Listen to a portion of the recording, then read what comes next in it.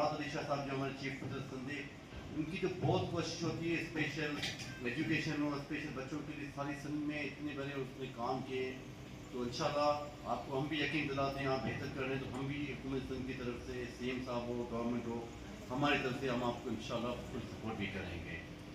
देखिए इंशाल्लाह सजावल बदीन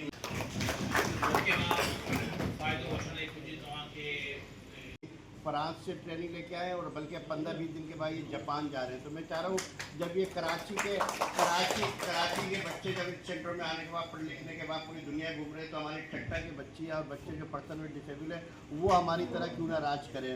और बस शादी साहब का सपोर्ट और हाथ रहा तो मैं इंशाल्लाह आपको चंद सालों में यहाँ ठट्टा से निकाल के दिखाएंगे बच्चे जो अपना पर्सन विद डिसेबल जो अपना रोल अदा कर रहे होंगे पाकिस्तान की तरक्की में।